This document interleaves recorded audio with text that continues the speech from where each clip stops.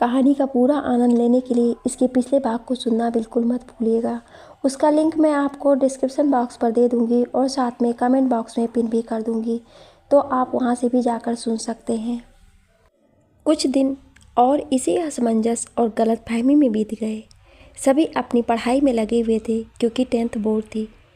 अब ये साल भी अंत पर आ गया था और पिछले साल की तरह इस साल फिर से न्यू ईयर आ गया था। इस बार अविनाश सर ने सारे बच्चों को सरप्राइज़ दिया और 2 दिन पहले बताया कि न्यू ईयर के दिन सारे बच्चे कोचिंग की तरफ से पिकनिक पर चलेंगे भोजपुर। सभी बहुत खुश हो गए थे, जिया और शिवांश तो बहुत ज़्यादा। 7वीं क्लास के बाद जिया को ये दूसरी बार अपने दोस्तों के साथ पिकनिक पर जाने की इजाज़त घर से मिली थी। सभी ने अपने ड्रेसेस डिसाइड करे और दूसरे दिन टाइम पर आने की बात कहकर सब अपने अपने घर लौट गए। दूसरे दिन 31 तारीख की रात को जिया के घर पर बहुत ज़ोरदार पार्टी मनाई। सारे भाई बहनों ने मिलकर मज़ेदार चिकन बिरयानी बना कर रखी थी और रात के 3 बजे तक डांस करने के बाद सब भाई बहन थक कर सो गए थे। अब क्योंकि जिया को सुबह 8 बजे पिकनिक की बस पकड़ने के लिए जाना था, जहां बाकी सारे बच्चे इकट्ठे होने वाले थे, इसलिए जिया 3 बजे तक सो गई थी। सुबह 7 बजे उसकी नींद खुली। बाकी सबको सोता छोड़कर उसने जल्दी जल्दी अपने कपड़े उठाए और नहाकर तैयार होने लगी थी। उसे थोड़ी सी देर हो गई थी, हमेशा की तरह।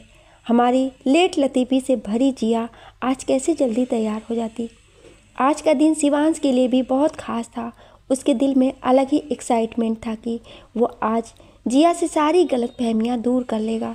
जो इतने दिनों से जिया उससे कटी कटी रहती थी, उसका कारण पूछेगा और सारी मिसअंडरस्टैंडिंग को दूर करके अपनी बेस्ट फ्रेंडशिप को वापस पहले जैसा कर लेगा। वो भी एक्साइटमेंट में तैयार होने लगा। आज शिवांश ने रेड शर्ट और ब्लू जीन्स पहनी थी। मम्मी कुछ टिफ़िन पैक करोगी क्या आप? पिकनिक पर जाना है ना? शिवांश ने खुशी से पूछा, लेकिन मम्मी ने कोई रिस्पॉन्स नहीं किया। वो अपने में बिजी थी, उन्हें ऑफिस जो जाना था। उन्होंने शिवांश के टिफ़िन में कुछ नहीं रखा। जाने की परमिशन मिल गई, ये क्या कम था। शिवांश भी अपना सा मुंह लेकर चिप्स के पैकेट और चूरा बैग में भर कर पानी की बोतल डालकर घर से निकल पड़ा। फिर भी उसे आज के दिन की बहुत एक्साइटमेंट थी, क्योंकि आज वो जिया से अपनी सारी गलतफहमियां दूर करने जा रहा था। शिवांश 8 बजे ही बस के पिकअप पॉइंट पर पहुंच गया। अपनी आदत से मजबूर इस बार भी वो सबसे पहला इंसान था जो बस के पिकअप के लिए पहुंचा था।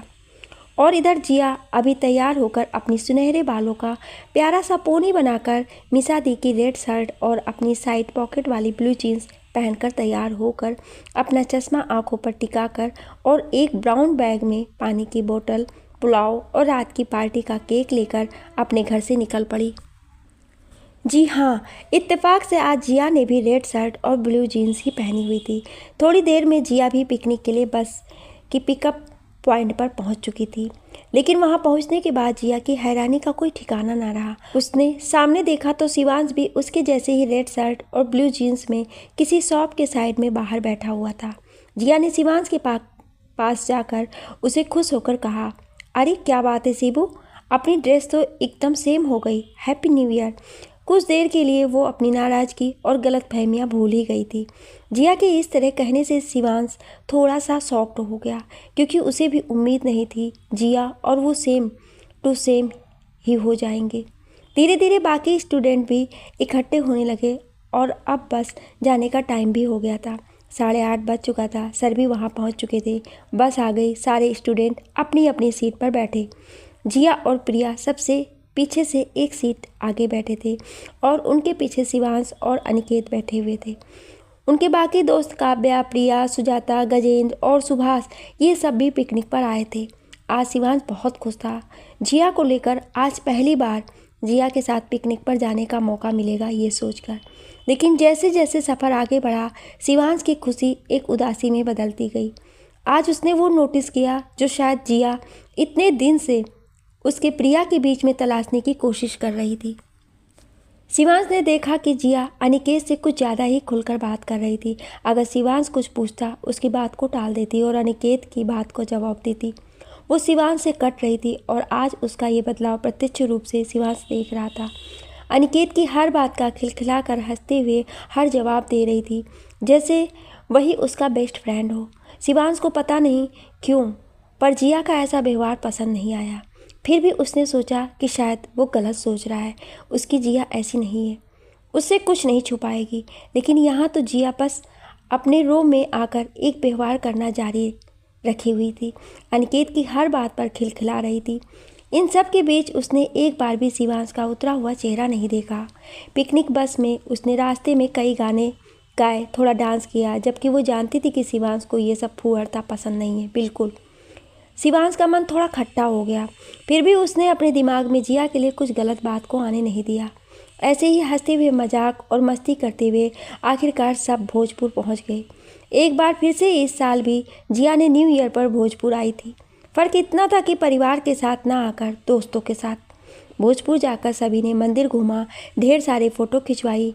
भोजपुर मंदिर से पीछे की तरफ नदी क्रॉस करके एक माता रानी का मंदिर था। अब मज़ेदार बात यह थी कि वहां पहुंचने के लिए नदी के बीच में लगे हुए पत्थरों के सहारे बहती नदी से ही सबको क्रॉस करना था। सबके बैग बहुत भारी थे और हमारी जिया तो वैसी ही बड़ी नाजुक कली है, बैग उठाने में उसका मुंह बन रहा था। फिर भी सब ने अपने बैग्स को थामकर आगे चलने लगे। शिवांश ने देखा कि जिया का बैग भारी था और उसके खुद के पास कोई ज़्यादा सामान नहीं था। उसने सोचा जिया का बैग क्यों ना उठा लिया जाए। उसने जिया से पूछा तो उसने मना कर दिया। दे दो जिया, मैं आ जाऊँगा लेकर, तुमसे नहीं उठ रहा है, थक रही हो, शिवांश ने दोबारा कहा। तो थोड़ी ना नुकुर के बाद जिया ने भी अपना बैग शिबू के हवाले कर दिया और उसका शिबू बैग कंधे पर लटकाए शिवांश अब आगे चल रहा था। यार शिबू, थोड़ा धीरे तो चलो, हम भी आ रहे हैं साथ में। अनिकेत जल्दी आओ ना तुम भी। शिवांश को जिया का टोकना अच्छा लगा, लेकिन जैसे ही उसके मुंह से उसने अनिकेत का नाम सुना, शिवांश का मूड फिर उखड़ गया। वो चुपचाप सीरियस मूड में जिया के आगे आगे चल रहा था। ऐसा नहीं था कि ये सब जिया ने नोटिस नहीं किया था कि शिबू उसका कितना ध्यान रख रहा है। फिर भी अनिकेत की कई बातें उसके दिमाग पर असर कर चुकी थी। उसे अपनी सोच ही सही लगती थी। आखिरकार सभी लोग माता रानी के मंदिर पहुंच गए। वहां पहुंचकर सबने माता रानी के दर्शन किए और पीछे बने हुए पार्क में सब घूमने चले गए। इसके बाद पास ही में एक जैन मंदिर था और एक जैन धर्मशाला भी, जहां पर बैठकर सबको नाश्ता करना था। वहां जाते ही बाकी स्टूडेंट्स ने अपने साथ लाए हुए डेक को ऑन करके म्यूजिक सिस्टम लगा लिया था और डांस करना शुरू कर दिया था। इस बीच जिया प्रिया के साथ ही यहाँ वहाँ घूमती रही। उसे ये भी ख्याल नहीं आया कि उसका बैग शिवांश के पास है। फिर उसे काव्या ने आकर बताया, अरे मोटी, तू भी यहाँ घूम रही है? वहाँ जाकर देख, शिवांश क्या क्रिकेट खेल रहा है, शानदार खेलता है। ये सुनकर जिया एक्साइटेड होकर शिवांश को ढूंढने चली गई, पर भीड़ इतनी थी कि जिया ने उसमें जाना सही नहीं समझा और फिर वापस लौट आई। शिवांश को उसने काफ़ी देर से नहीं देखा था। उसे देखने का मन तो जिया का भी था। उतने में अनिकेत आ गया। अरे तुम यहाँ क्या कर रही हो? चलो वहाँ पर चलकर बैठते हैं, अनिकेत ने कहा। नहीं, मैं शिवू का वेट कर रही थी, वो क्रिकेट खेल रहा है ना, वो आ जाए फिर चलते हैं, जिया ने टालने के अंदाज में कहा। लेकिन अनिकेत फिर भी जिया को फोर्स करके दूसरी तरफ ले गया। जब शिवांश वहाँ जिया को ढूंढता हुआ आया तो उसने देखा कि अनिकेत के साथ प्रिया और जिया बड़े आराम से बैठे हैं। शिवांश को यह अच्छा नहीं लगा।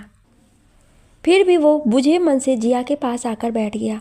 उतने में सर की आवाज़ आई, चलो उठो बच्चों, खाना खा लो और सब अपने अपने टिफ़िन निकाल कर लंच करेंगे, बहुत देर हो गई है। सब खुश हो गए। फिर सबने अपने अपने टिफ़िन निकाले। जिया ने भी अपने पुलाव और केक सबके साथ शेयर किया। अनिकेत ने जिया को आवाज़ देकर कहा, क्या लाई हो जिया, मुझे नहीं दोगी? जिया ने मुस्कुराते हुए उसे अपना पुलाव और केक दे दिया। अचानक जिया की नज़र पड़ी कि शिवांश चिप्स खा रहा था। जिया ने अनिकेत से बोला, क्या शिवू कुछ नहीं लाया? तो अनिकेत ने कहा, नहीं, शायद उसकी मम्मी ने नहीं रखा। जिया को अपने किए पर बहुत बुरा लगा। वो मन में महसूस कर रह गई। उसने शिवू से क्यों नहीं पूछा लंच का? उसे बहुत बुरा लग रहा था। उसे अपने किए पर पछतावा हो रहा था। उसने सुबह से ही क्यों नहीं पूछा? बोल देती कि मेरा आधा लंच ले लो या मैं तुम्हारे लिए लंच ले आती हूँ, पर अब तो गलती हो चुकी थी। जिया ने अपने आप को संभाला और बड़े दुखी मन से अपने शिवू को आवाज़ लगाई, शिवू शिवू। शिवांश ने कहा, हाँ क्या हुआ जिया, मैं खाना खा रहा हूँ। जिया ने कहा, खाना कहाँ खा रहे हो, चिप्स खा रहे हो तुम, ये मेरा पुलाव ले लो और केक भी, ऐसे कौन करता है शिवांश। जिया के इस तरह उसकी फिक्र करने से शिवांश थोड़ा संतुष्ट हुआ। मुस्कुराकर उसने जिया का खाना ले लिया और अपने पास रखे डिस्पोजल प्लेट में लेकर वापस कर दिया और मुस्कुराते हुए खाने लगा। लेकिन जिया का मन अब तक बहुत दुखी हो चुका था। बार बार सोच रही थी कि क्यों उसने शिवांश का ध्यान नहीं दिया, जबकि वो तो उसका बेस्ट फ्रेंड है ना। खैर, सभी ने खाना खाकर ख़त्म किया और अपने अपने बैग पैक करके चलने की तैयारी करने लगे। सर ने कहा, बच्चों थोड़ा शाम हो जाने दो, फिर हम सब यहाँ से निकलते हैं ठंडे ठंडे में। जब तक तुम सब लोग फ़ोटो वगैरह खिंचवा लो। सारे स्टूडेंट्स अपने अपने दोस्तों के साथ मंदिर के पीछे की तरफ बने पार्क और चट्टानों पर बनी अजीब आकृतियों को देखने में बिजी हो गए। इसी बीच फ़ोटो सेशन भी चल रहा था। काव्या, अनिकेत, प्रिया, शिवांश और जिया, इन सब ने प्रिया से अपनी फ़ोटो खिंचवाई। फिर डिसाइड हुआ कि पहाड़ पर चढ़कर फ़ोटो खिंचवाते हैं। जल्दबाजी में जिया सबसे ऊपर चढ़ गई, उसके बाद काव्या और प्रिया, लेकिन अनिकेत अचानक काव्या और जिया के बीच में आकर बैठ गया। जिया को थोड़ा अजीब लगा। उसने इग्नोर करते हुए जिया ने मुस्कुराकर नीचे खड़े शिवांश से कहा, आओ ना शिबू, तुम भी फ़ोटो खिंचवा लो। जिया की हर हरकत से आज शिवांश आहत हो रहा था। उसे जिया का यूं अनिकेत के आसपास रहना, अनिकेत का जिया पर इस तरह ध्यान देना बिल्कुल अच्छा नहीं लग रहा था। जिया ने फिर आवाज़ लगाई, क्या सोच रहे हो अब, आओ। शिवांश चुपचाप ऊपर जाकर जिया के पास दूसरी तरफ बैठ गया था। लेकिन हमारी जिया मैडम तो आज शिवांश के गुस्से को भड़काने का ठान चुकी थी। जिया दोनों के, मतलब अनिकेत और शिवांश दोनों के कंधे पर हाथ रखने की कोशिश करते हुए फ़ोटो खिंचवाने का पोज बनाना चाहा। उतने में शिवांश का गुस्सा पूरी तरह भड़क चुका था। उसने झटके से जिया का हाथ कंधे से नीचे गिराया और चिढ़ के जिया से कहा, मेरे कंधे पर हाथ मत रखो जिया। जिया शर्मिंदगी से नीचे देखने लगी। उतने में फ़ोटो खिंच गया। वो सभी पहाड़ से उतर रहे थे। गुस्से में शिवांश कूद कर उतर गया, या ये कहें कि शायद फिसल गया था और उसके हाथ में चोट आ गई थी। जब जिया नीचे उतरी, उसने देखा शिवांश के हाथ में चोट आई है। उसने तुरंत पूछा, क्या हुआ शिबू, चोट आ गई? किसने कहा? कुछ नहीं हुआ, सब ठीक है। अपने चिर परिचित अंदाज में चिढ़कर जवाब देता हुआ वो आगे बढ़ गया। जिया शिवांश के आज के इस रूप को देखकर दंग रह गई थी, क्योंकि ये शिवांश तो उसने 1 साल पहले ही देखा था। उसके बाद तो वो नरम दिल हो गया था और अच्छे से बात भी करता था, क्योंकि वो दोनों तो सबसे अच्छे दोस्त थे ना। फिर आज अचानक से इतना क्यों बदल रहा है? जिया ने आगे कुछ सोचने की ज़रूरत नहीं समझी और शिवांश के पीछे पीछे चलने लगी। दिन ख़त्म होते होते सब अपनी अपनी सोच में गुम थे। आज प्रिया को शिवांश जिया से कुछ ज़्यादा बात करने का मौका नहीं मिला था, तो वो दुखी थी। अनिकेत खुश था क्योंकि आज वो अपने मकसद में कुछ हद तक कामयाब होता दिखाई दे रहा था। बाकी दोस्त पिकनिक अच्छे से निपटने से खुश थे। अविनाश सर उम्मीद लगाए थे कि इस रिफ्रेशिंग ट्रिप के बाद सब मन लगाकर पढ़ेंगे। जिया असमंजस में थी क्योंकि उसे शिवांश का बदला हुआ नेचर समझ में नहीं आ रहा था और शिवांश आज जिया के बिहेवियर, उसके हाव भाव देखकर बेहद दुखी था। उसे लग रहा था जैसे उसकी जिया आज थी ही नहीं, ये तो कोई और ही जिया थी जिसे वो जानता ही नहीं है। वो शायद उसकी दोस्त कभी थी ही नहीं। शिवांश बहुत ज़्यादा टूट रहा था।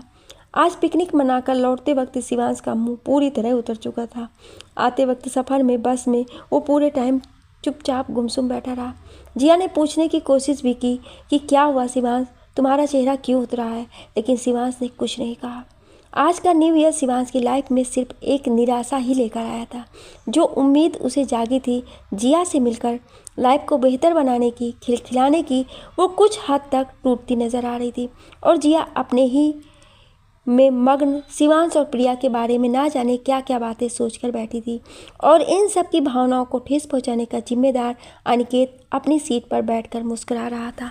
दिन भर की भागदौड़ मजाक मस्ती के बाद आखिर शाम को 8 बजे सभी वापस उसी जगह पहुंच गए थे जहां से सुबह बड़ी एक्साइटेड के साथ पिकनिक के लिए चले थे। बस के स्टॉप से लेकर घर तक जाना एक बड़ा टास्क था सभी के लिए, क्योंकि थकान इतनी हो गई थी कि अब एक कदम भी चला नहीं जा रहा था। जहां बस रुकी थी और सभी उतर गए थे वहां से शिवांश का घर काफ़ी पास था, लेकिन जिया का घर दूर था। शिवांश, जिया और प्रिया तीनों एक साथ बस से उतरे। अनिकेत भी साथ था और उसको देखकर जिया का मन उचाट सा हो गया था। अनिकेत ने जिया से कहा, मैं घर जा रहा हूँ। जिया ने भी जल्दी से कह दिया, हाँ ठीक है, हम लोग भी जाते हैं, मैं शिवू के साथ जाऊँगी। शिवांश से बिना पूछे ही जिया ने उसके साथ जाने का ऐलान कर दिया। अनिकेत को लगा था कि शायद जिया उससे बोलेगी कि मुझे घर तक छोड़ दो, पर आज जिया शिवांश के उतरे हुए चेहरे को ज़्यादा तवज्जो दे रही थी। मुझे घर तक छोड़ दोगे ना शिवांश? जिया ने अपने उसी मासूम अंदाज में पूछा जिसको देख शिवांश मना नहीं कर पाया। उसने हाँ में सिर हिलाया और चुपचाप आगे चलने लगा। जिया को फिर उसका व्यवहार अजीब लगा, लेकिन फिर भी चुपचाप उसके पीछे पीछे चल दी। पहले प्रिया को घर छोड़ा, वो भी दोनों से बाय बोलकर अपने घर चली गई। पास ही शिवांश का भी घर था, लेकिन थके होने के बावजूद भी वो जिया को घर तक छोड़ने गया। पैदल पैदल ही सही, लेकिन एक साथ तो था। घर के मोड़ पर जिया को छोड़कर शिवांश ने उससे बाय कहा और बिना आगे कुछ बोले, बिना किसी भाव के अपना उतरा हुआ चेहरा लेकर अपने घर की तरफ चला गया। जिया ने रास्ते भर उससे बात करने की कोशिश की, लेकिन शिवांश किसी बात का ठीक से जवाब नहीं दे रहा था। अब वो मोड़ पर छोड़कर चुपचाप चला गया तो जिया को उसका बिहेवियर और दुखी कर गया। आज वो ज़रूरत से ज़्यादा ही उदास लग रहा था दिन भर। इसी सोच में गुम जिया अपने घर की सीढ़ियाँ चढ़ने लगी। ऊपर जाते ही पापा जी ने पूछ ही लिया, अरे बेटा, कैसी रही पिकनिक तुम्हारी? घूम आई? अब पढ़ाई पर ध्यान देना है। पापा जी की बात का जिया ने भी मुस्कुराते हुए जवाब दिया, बहुत अच्छी रही पापा जी, बहुत मस्ती की। हम लोग नदी के पीछे वाले माता जी के मंदिर पर गए थे, बहुत मज़ा आया। बस थकान हो गई है। सब अपने अपने घर अभी पहुँचे हैं, अब बस पढ़ाई ही करनी है पापा जी, और इस बार टॉप करना है। हाँ, पापा जी ने जिया की बात पर खुश होते हुए भी छोटा सा रिप्लाई दिया और न्यूज़पेपर पढ़ने में लग गए। थकान की वजह से जिया जाकर एक तरफ पड़ गई। आज दिन भर की बातें उसने तोते की तरह मिसा दी को बताना शुरू कर दी थी। पता है बहन, आज ना मुझे शिवांश का व्यवहार बहुत अजीब लगा। मिसा दी ने भी पूछा, ऐसा क्या हुआ? पता नहीं बहन, क्या बात है, बस आज बहुत अपसेट लग रहा था वो मुझे। और पता है, उसकी मम्मी ने उसे लंच तक नहीं रखा था। ऐसा कौन करता है यार? जिया के पास और कोई जवाब नहीं था।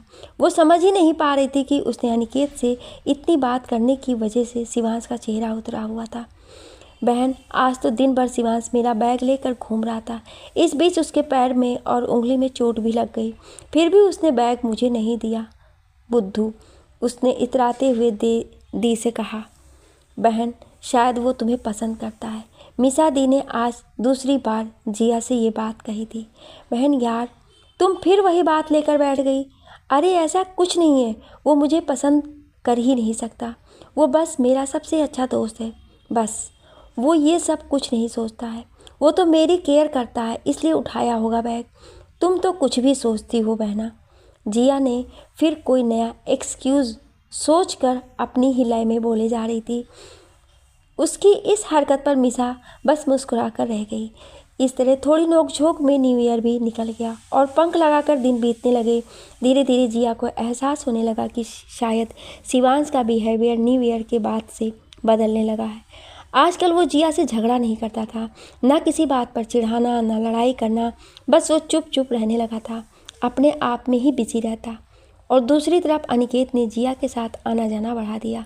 वो हर तरह से कोशिश कर रहा था कि जिया किसी भी तरह उसके तरफ हो जाए, और ये चीज़ हमारी भोली सी जिया के नाजुक दिल और छोटे से दिमाग को समझ में ही नहीं आ रही थी। एक दिन इसी तरह घर जाते जाते ही अनिकेत ने जिया से कहा, क्या सोचोगी अगर मैं कहूँ कि आई लाइक यू? जिया इसके लिए तैयार नहीं थी, थोड़ा झेप गई और उसके मन में अजीब सी फीलिंग आने लगी। पहली बार किसी ने इस तरह से उससे कहा था। आज से पहले तो कहीं कोई उससे अगर ऐसी बात करता था तो जिया सीधे उसका गला ही पकड़ लेती थी, और फिर जो लड़कों के मुंह पर मुक्की की बरसात होती थी वो सबसे देखते ही बनती थी। लेकिन आज वही जुमला जिया पर फब रहा था, विनाश काले विपरीत बुद्धि, और जिया बस गलतियां करती ही जा रही थी। पर इस बार अनिकेत ने उसे इतना ज़्यादा अपनी बातों में उलझा लिया था कि उसे उसकी गलत भावनाएं भी नज़र नहीं आईं। पता नहीं उस वक्त जिया के दिमाग पर क्या असर था कि वो सही गलत में फैसला नहीं कर पा रही थी। बस 16 साल की ही तो थी, नई नई बड़ी हुई थी। किसी ने उसे इस तरह की बात पहली बार कही थी। आज तक बस दोस्तों के साथ लड़ाई करती आई थी। सॉफ्ट फीलिंग को उसने जगह ही नहीं दी थी। शिवांश के अलावा तो किसी से सीधे मुंह बात तक भी नहीं करती थी। सॉफ्ट फीलिंग शायद शिवांश के लिए ही पहली बार आई थी। लेकिन फिर अनिकेत के बताए हिसाब से प्रिया और शिवांश के साथ की बातों से जिया चिढ़ गई थी और इसी का फ़ायदा अनिकेत बखूबी उठा रहा था। आज जब अनिकेत आगे बढ़कर जिया से इस तरह बात कर रहा था तो जिया के मन में कहीं ना कहीं एक सॉफ्ट कॉर्नर बन गया था। लेकिन जिया बिना कुछ कहे ही अपने घर चली गई। कुछ दिन बाद अनिकेत ने फिर वही बात जिया से कही। जिया कुछ समझ नहीं पा रही थी। उसने ये बात मीसा दी से भी शेयर नहीं की, ना ही उसने प्रिया को बताया और बिना सोचे समझे अनिकेत को और उसकी फीलिंग्स को बढ़ावा दे दिया और शायद उसे ग्रीन सिग्नल दे दिया था कि हाँ वो उसे पसंद कर सकता है और जिया को इससे कोई प्रॉब्लम नहीं है। धीरे धीरे जिया अनिकेत के बिछाए जाल में पूरी तरह फंस चुकी थी। उसने जिया से बातें करना शुरू कर दिया था, फ़ोन पर बात करना बढ़ा दिया था। जिया भी वक्त के बहाव में बहती चली जा रही थी, लेकिन जिया को अपनी सीमाएं बखूबी पता थी। वो सिर्फ उससे फ़ोन पर नॉर्मल बात करती थी क्योंकि बाकी चीज़ों के साथ साथ जिया को अपनी पढ़ाई की बखूबी चिंता थी। उसे टॉप करना था इस साल। लेकिन उस लड़के अनिकेत के दिल दिमाग में तो कुछ और ही चल रहा था। खुद तो पढ़ाई में कमज़ोर था ही, जिया की भी पढ़ाई डिस्टर्ब कर। जब मन चाहे उसके घर पर बस उससे बेसिर पैर के डाउट पूछता रहता था और समझ कुछ आता नहीं था उसे। धीरे धीरे जिया ने नोटिस किया शिवांश अब और ज़्यादा दुखी और चिड़चिड़ा सा हो गया था। उसे जिया का अनिकेत से इतनी बात करना फूटी आंख नहीं सूझ रहा था। जब भी जिया अनिकेत से हंसकर बात करती शिवांश बस चिड़चिड़ाने गुस्सा करने लगता था। किसी को उसका बिहेवियर समझ में नहीं आता था, पर वो बदल गया था बहुत। स्वीट एंड हैपनिंग सबकी मदद करने वाला शिवांश चिड़चिड़ा हो चला था। घर में भी यही हाल था इसका उसकी पढ़ाई पर भी असर पड़ने लगा था। जिया के फैसले से बेखबर शिवांश जिया में आए बदलाव को एक्सेप्ट नहीं कर पा रहा था। एक दिन शिवांश ने हिम्मत करके अनिकेत से कहा, ये तुम्हारे और जिया में क्या चल रहा है अनिकेत? कुछ ज़्यादा ही बातों में लगे रहते हो तुम लोग, पढ़ाई नहीं करनी है क्या? अनिकेत ने कहा, कुछ नहीं यार, क्या चलेगा, जिया अच्छी लड़की है बहुत। हाँ वो तो मुझे तुमसे पहले ही से पता है, बेस्ट फ्रेंड है ना मेरी। शिवांश को इस तरह अनिकेत का जिया की तारीफ करना पसंद नहीं आया तो उसने भी तल्ख लहजे में उसे जवाब दिया। फिर अपनी पढ़ाई में लग गया क्योंकि उसका पारा अब चढ़ चुका था। फिर एक दिन कुछ ऐसा हुआ जिससे शिवांश का जिया पर से बचा हुआ विश्वास भी बिखर गया और जिया को शिवांश के सामने शर्मिंदगी महसूस हुई। पहली बार वो अपने ही बेस्ट फ्रेंड से नज़रें नहीं मिला पा रही थी। हुआ ये था कि एक दिन दोपहर में एक्स्ट्रा क्लास के बाद सभी लोग छत पर पढ़ाई कर रहे थे। उस दिन प्रिया नहीं आई थी तो जिया, अनिकेत और शिवांश ये तीनों एक तरफ ही छत पर बैठकर पढ़ाई कर रहे थे। अब पानी ख़त्म हो गया था और गर्मी का टाइम था, मार्च, क्योंकि 15 मार्च को ही अनिकेत ने जिया से वो सब कहा था और अभी उसके कुछ ही दिन हुए थे कि 20 ही हुई मार्च थी कि अनिकेत की हिम्मत बढ़ी हुई थी। सब तेज़ गर्मी में पड़ रहे थे तो जिया ने कहा, यार पानी पीना है, मुझे अब थकान हो रही है। अनिकेत ने कहा, लाओ मैं ले आता हूँ यार, लेकिन मेरे भी पैर दुख रहे हैं। शायद उसने जानबूझकर ऐसा कहा और शिवांश की तरफ इशारा किया, यार तू ले आना पानी नीचे से। शिवांश को ये सब पसंद नहीं आ रहा था। मुझे मन से चिड़चिड़ाता हुआ वो जग उठाकर नीचे पानी लेने चला गया। शिवांश के जाते ही अनिकेत की हिम्मत इतनी बढ़ गई कि उसने पहली बार जिया का हाथ पकड़ लिया था। जिया घबरा गई, क्या कर रहे हो तुम? मैंने इसके लिए तो तुम्हें अलाउ नहीं किया है कभी, हम बात कर सकते हैं, इससे ज़्यादा कुछ नहीं। अनिकेत, लेकिन उसने जिया का हाथ नहीं छोड़ा। जिया बहुत कसमसा रही थी, उसे असहज महसूस हो रहा था, पता नहीं क्यों, पर अनिकेत का उसका इस तरह से हाथ पकड़ना जिया को बिल्कुल पसंद नहीं आ रहा था। उसे घुटन महसूस हो रही थी। उसने हाथ छुड़ाना भी चाहा, लेकिन सामने नज़र पड़ते ही जिया की सांस ही गले में अटक कर रह गई थी।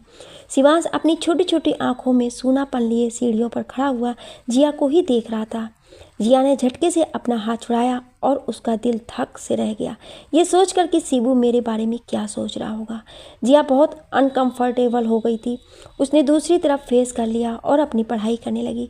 उसने पानी भी नहीं पिया था और शिवांश को तो आज जैसे उसकी ज़िंदगी का सबसे बड़ा दर्द मिला था, सबसे बड़ा सदमा लगा था। दोस्ती और विश्वास टूट कर रह गया था आज उसका। उस दिन के बाद शिवांश जिया से कुछ और भी खटा सा रहने लगा था।